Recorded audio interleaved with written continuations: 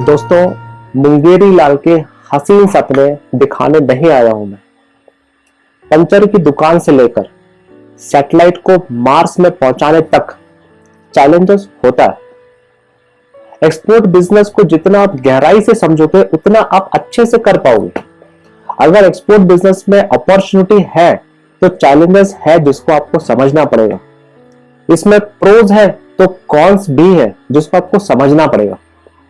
दोस्तों, आज का कुछ मिनट का वीडियो ये काफी है ये डिसाइड करने के लिए कि आप एक्सपोर्ट बिजनेस के लिए कितने तैयार हो और कितना तैयार होना बाकी है। चलिए शुरू करते हैं वीडियो। राम राम दोस्तों, पहले मैं थोड़े से चैलेंजेस आपके साथ शेयर करता हूं और उसके बाद एक्सपोर्ट बिजनेस की ढेर सारी अपॉर्चुनिटी आपके साथ शेयर करूंगा। पहला चैलेंज है डॉक्यूमेंटेशन। दोस्तों, compare to domestic market export में थोड़े से डॉक्यूमेंटेशन ज्यादा होते हैं, जैसे sales contract, certificate of origin, fumigation certificate, phytosanitary certificate, plant quarantine certificate. Bank के साथ काफी सारे डॉक्यूमेंट्स एक्सचेंज करने पड़ते हैं। फिर एक्सपोर्ट होने के बाद कुछ डॉक्यूमेंट्स आरबीआई को देने पड़ते हैं। Overall compare to domestic market export business में डॉक्यूमेंटेशन थोड़े से ज्यादा होते हैं। आने वाले दिनों में मैं डिटेल में आपको ये समझाऊंगा कि किस किस डिपार्टमेंट को कब कब क्या क्या डॉक्यूमेंट देना है। ओवरऑल अगर डॉक्यूमेंटेशन थोड़ा सा ज्यादा है भी तो भी दोस्तों मुश्किल नहीं है, कर सकते हैं। दूसरा चैलेंज है करेंसी एक्सचेंज रेट।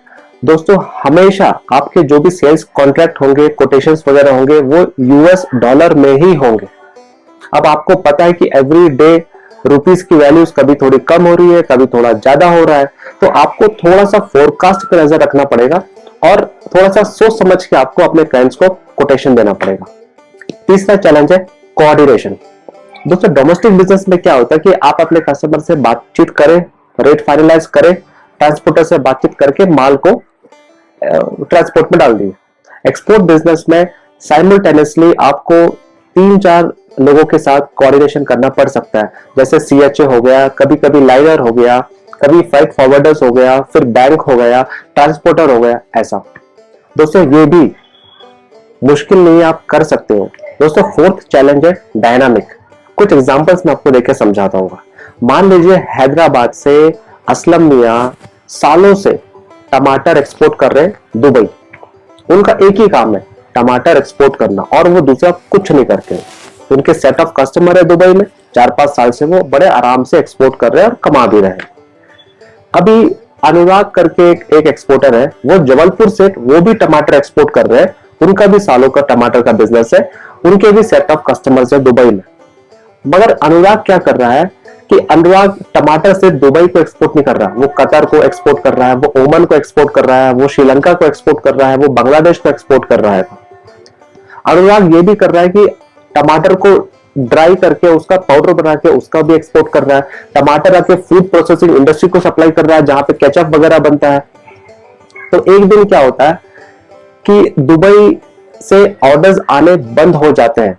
रीजन कुछ भी हो सकता है, ट्रेड वार हो सकता है, टैरिफ बैरियर्स हो सकता है, या मार्केट में कुछ आगे पीछे हो सकता है। तो ऐसी सिचुएशन में ज्यादा नुकसान असलम मियां को होगा, बिकॉज उनका एक ही प्रोडक्ट है और एक ही मार्केट पे वो डिपेंडेंट है। ऑन द अदर हैंड अनुराग को उतना फर्क नहीं पड़ेगा। तो आपको भी कुछ इस तरीके से प्लानिंग करना पड़ेगा। आप एक ही प्रोडक्ट को एक ही कंट्री पे टारगेट करके अगर एक्सपोर्ट करना चाहते हो तो थोड़ा सा आने वाले दिनों में चैलेंजेस हो सकता है। अगला चैलेंज है टैरिफ। दोस्तों, सब कंट्री, दुनिया की सब कंट्री समय समय पर अपनी सिचुएशन के अनुसार टैरिफ को अदलते बदलते रहती है। इंडिया भी चेंजेस करती रहती है। अब एक्सपोर्ट बिजनेस का टैरिफ पर डायरेक्ट इफेक्ट होता है।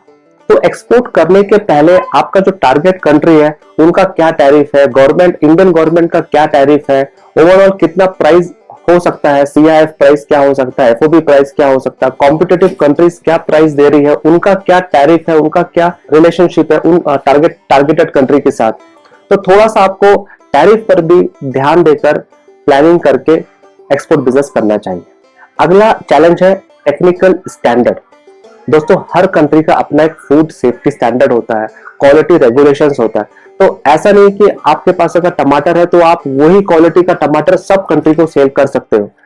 हर कंट्री का अपना एक अलग रिक्वायरमेंट होता है, हर कंट्री का अपना एक अलग रेगुलेशन होता है, तो आपको देखना पड़ेगा कि उस कंट्री के हिसाब से आप एक्सपोर्ट कर पा रहे हो या नहीं, या उनका जो जो भी टर्म्स एंड कंडीशन है उनके हिसाब से आपको क्या चेंजेस करना है। तो थोड़ा सा आपको रेगुलेशंस पे ध्यान देके उसके हिसाब से तैयारी करके अगर आप एक्सपोर्ट करोगे तो आप अच्छे से एक्सपोर्ट कर पाओगे। दोस्तों, जितने भी चैलेंजेस मैंने अभी तक आपको बताया हूं, 3-4 एक्सपोर्ट के बाद आपको ये चैलेंजेस लगेगा ही नहीं, बहुत आसानी से आप कर पाओगे। और अब मैं बताता हूं आपको एक्सपोर्ट्स के ढेर सारे फायदे। पहला है इंक्रीज्ड सेल्स एंड प्रॉफिट। दोस्तों, एग्जिस्टिंग बिजनेस के साथ साथ जब आप एक्सपोर्ट भी करने लग जाओगे तो आपका वॉल्यूम बढ़ जाएगा, टर्नओवर बढ़ जाएगा। टर्नओवर बढ़ने से क्या होगा, आपका प्रॉफिट भी बढ़ेगा। दूसरा है लो कॉस्ट पर यूनिट। दोस्तों, एक्सपोर्ट में वॉल्यूम में डील्स ज्यादा होता है, तो जब आप जो भी मैन्युफैक्चरिंग या प्रोसेस कर रहे हो और डोमेस्टिक मार्केट में सेल कर रहे हो, तो एक्सपोर्ट के लिए आप क्या करोगे, बल्क में रॉ मटेरियल वगैरह परचेस करोगे, फिर उसको बल्क में प्रोसेस करोगे, बल्क में पैकिंग करोगे। अब होगा क्या कि आपका जो कॉस्ट पर यूनिट है वो कम हो जाएगा। कॉस्ट पर यूनिट कम हुआ, इसका मतलब है आपका प्रॉफिट भी बढ़ा। तीसरा है डाइवर्सिफिकेशन। दोस्तों, अगर आप डोमेस्टिक मार्केट के साथ साथ एक्सपोर्ट बिजनेस भी कर रहे हो, तो कभी कभी क्या होता है कि डोमेस्टिक मार्केट में उसका वैल्यू उतना नहीं मिलता है, तो फिर आप ज्यादा एक्सपोर्ट कर सकते हो। कभी कभी एक्सपोर्ट मार्केट में उतना वैल्यू नहीं मिल रहा है, मार्केट किसी रीजन से डाउन हो गया, तो आप डोमेस्टिक मार्केट पर ज्यादा फोकस कर सकते हो। तो ओवरऑल आपका जो रिस्क है वो थोड़ा सा कम हो जाता है। डाइवर्सिफिकेशन इसमें ज्यादा आएगा एक्सपोर्ट में। फोर्थ है कंपनसेट फॉर सीजनल डिमांड। दोस्तों, अगर आप कोई सा ऐसा प्रोडक्ट मैन्युफैक्चर कर रहे हैं या कोई सा ऐसा प्रोडक्ट डील कर रहे हैं जो सीजन बेस्ड है, जैसे आइसक्रीम हो गया या गिफ्ट आइटम वगैरह हो गया, तो इंडिया में सीजन में वो आइटम तो सेल हो जाएगा, मगर जब सीजन नहीं है वो टाइम भी आप उसको एक्सपोर्ट कर सकते हैं उस कंट्री में जहां पर उस समय उसकी डिमांड है। तो आपका सीजन बेस्ड प्रोडक्ट होने के बावजूद भी आप साल भर उसको सेल कर सकते हैं, डोमेस्टिक मार्केट में, एक्सपोर्ट में, दोनों में। फिफ्थ है ओवर डिस्काउंट। दोस्तों, कभी कभी कुछ मैन्युफैक्चरर्स क्या करते हैं, कुछ एक्सेस प्रोडक्शन कर देते हैं, अब लिक्विड अमाउंट वहां पे फंस जाता है, तो जो स्टॉक है उसको फटाफट सेल करने के लिए हैवी डिस्काउंट देके सेल करना चालू कर देते हैं। मगर अगर आप सेम चीज को एक्सपोर्ट करते हैं तो आपको ओवर डिस्काउंट देने से आप बच जाएंगे और आपको अच्छा रिटर्न्स भी मिलेगा। सिक्स्थ है gain new knowledge and experience. दोस्तों, एक्सपोर्ट बिजनेस में आप जब फॉरेन बायर से इंटरेक्शन करते हैं तो कभी कभी आप उनकी कंट्री भी विजिट करते हैं, कभी आप इंटरनेशनल एग्जीबिशंस अटेंड करते हैं, तो आपको नया नया टेक्नोलॉजी के बारे में पता चलता है, नया ग्लोबल ट्रेंड के बारे में पता चलता है, आपके कॉम्पिटिटर्स के बारे में पता चलता है कि वो कैसे पैकिंग करके एक्सपोर्ट कर रहे हैं, क्या प्रोसेस से वो अपना माल तैयार कर रहे हैं, किस तरीके से वो अपना कॉस्ट कम कर पा रहे हैं, क्या टेक्नोलॉजी यूज कर रहे हैं, आपकी इंडस्ट्री में ग्लोबल मार्केट में क्या चल रहा है, तो आपको कितनी तैयारी करना पड़ेगा। तो ओवरऑल आपको एक ब्रॉडर पर्सपेक्टिव से आपको आपकी इंडस्ट्री के बारे में पता चलेगा। आखिरी है रिलायबिलिटी। दोस्तों, एक्सपोर्ट बिजनेस में हमेशा हमारी ये कोशिश रहती है कि हम कैसे इंटरनेशनल स्टैंडर्ड्स को मीट करें, इंटरनेशनल स्टैंडर्ड के हिसाब से हम एक्सपोर्ट करें, और जब हम इंटरनेशनल स्टैंडर्ड्स के हिसाब से हमारी तैयारी करते हैं तो बाय डिफॉल्ट हम डोमेस्टिक मार्केट में अच्छा परफॉर्मेंस करने लग जाते हैं। अगला है फाइनेंशियल रिस्क। दोस्तों, डोमेस्टिक मार्केट में कभी कभी 3-4 महीने कभी क्रेडिट देना पड़ता है और हमको कोई गारंटी भी नहीं मिलता है, मगर एक्सपोर्ट बिजनेस में compare to domestic market payment का सिक्योरिटी ज्यादा है। तो compare to domestic market export business पे आपका पेमेंट जल्दी आता है, सेफ होता है, और अगर आप अपने कस्टमर के साथ अच्छे पेमेंट टर्म्स फाइनलाइज करते हैं तो कभी कभी एक्सपोर्ट करने के पहले ही आपको पूरी पेमेंट आ जाती है। दोस्तों, आने वाले दिनों में मैं आपको डिटेल में बताऊंगा कि एक्सपोर्ट बिजनेस में आपको कौन कौन से पेमेंट टर्म्स पे ज्यादा फोकस करना चाहिए और कौन कौन से पेमेंट टर्म्स पे ज्यादा रिस्क है जिसको आपको अवॉइड करना चाहिए। तो दोस्तों, ये था एक्सपोर्ट बिजनेस का कुछ बेनिफिट्स जो मैंने आपके साथ शेयर किया।